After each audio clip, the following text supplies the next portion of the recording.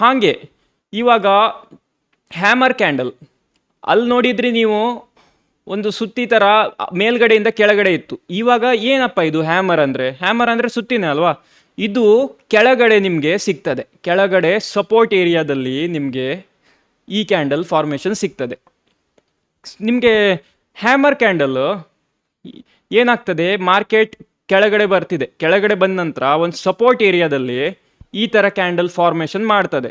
ಇದನ್ನು ನಾವು ಹ್ಯಾಮರ್ ಅಂತ ಹೇಳ್ತೇವೆ. ಇದು ರೆಡ್ ಕಲರ್ ಇರಲಿ ಗ್ರೀನ್ ಕಲರ್ ಇರಲಿ, ಇದನ್ನು ನಾವು ಯಾವತ್ತೂ ಬುಲ್ಲಿಶ್ ಅಂತಲೇ ತಗೊಳ್ತೀವಿ. ಕೆಳಗಡೆ ನಮ್ಗೆ ಸಪೋರ್ಟ್ ಏರಿಯಾದಲ್ಲಿ ಸಿಕ್ಕಿದ್ರೆ ಕಲರ್ ಮ್ಯಾಟರ್ ಆಗಲ್ಲ, ಆಯಿತಾ, ಕಲರ್ ಮ್ಯಾಟರ್ ಆಗಲ್ಲ. ಇದು ರೆಡ್ ಇರಲಿ ಗ್ರೀನ್ ಇರಲಿ, ಇದು ಬುಲ್ಲಿಶ್.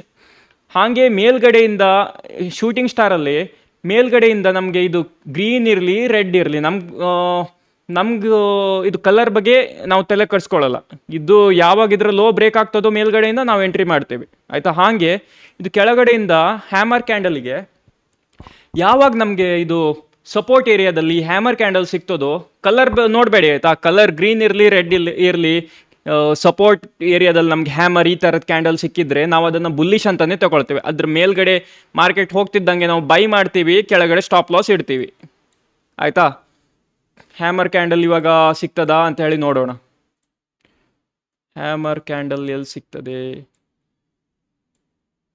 ಇಲ್ಲಿ ಇದೆ, ಆದರೆ ಇಲ್ಲಿ ತುಂಬ ಕ್ಯಾಂಡಲ್ಸ್ ಇದೆ, ಇಲ್ಲಿ ತಗೊಳ್ಳೋದು ಬೇಡ. ಇಲ್ಲೂ ಒಂದು ಹ್ಯಾಮರ್ ಕ್ಯಾಂಡಲ್ ಇದೆ, ಇಲ್ಲಿ ನೋಡಿ, ಇದು ಒಂದು ಹ್ಯಾಮರ್ ಕ್ಯಾಂಡಲ್, ಆಯಿತಾ. ಇದು ಒಂದು ಹ್ಯಾಮರ್ ಕ್ಯಾಂಡಲ್, ಆದರೆ ಇದು ಟ್ರೆಂಡ್ ಮಧ್ಯ ಇದೆ, ಹಾಗಾಗಿ ನಾವು ಇದನ್ನು ಕನ್ಸಿಡರ್ ಮಾಡ್ಲಿಕ್ಕಾಗಲ್ಲ.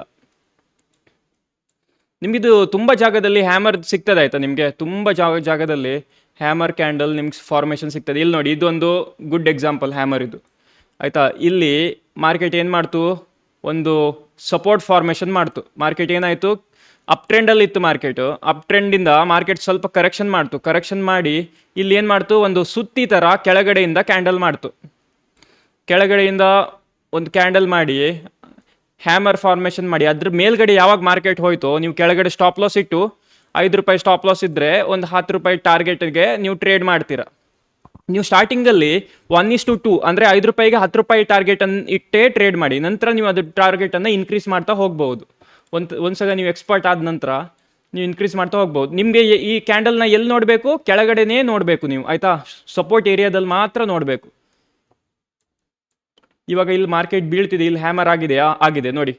ಮಾರ್ಕೆಟ್ ಯಾವಾಗ ಸಪೋರ್ಟ್ ಏರಿಯಾಗೆ ಬರ್ತದಲ್ಲ, ಆವಾಗ ಈ ಕ್ಯಾಂಡಲ್ ಫಾರ್ಮೇಷನ್ ಆಗ್ತದೆ. ಆವಾಗ ನೀವೇನು ಮಾಡಬೇಕು, ಈ ಕ್ಯಾಂಡಲ್ನ ಮೇಲ್ಗಡೆ ಎಂಟ್ರಿ ಮಾಡಿಬಿಟ್ಟು ಕೆಳಗಡೆ ಸ್ಟಾಪ್ ಲಾಸ್ ಇಟ್ಟು, ಎಲ್ಲಾದರೆ ನಿಮ್ಗೆ ಈ ಸ್ಟಾಪ್ ಲಾಸ್ ದೊಡ್ಡದಾದರೆ ಸಪೋರ್ಟ್ ಇದೆ ಅಲ್ಲ, ಅದ್ರ ಸಪೋರ್ಟ್ ಕೆಳಗಡೆ ಸ್ಟಾಪ್ ಲಾಸ್ ಇಟ್ಟು ನೀವು ಟ್ರೇಡ್ ಮಾಡ್ಬೋದು.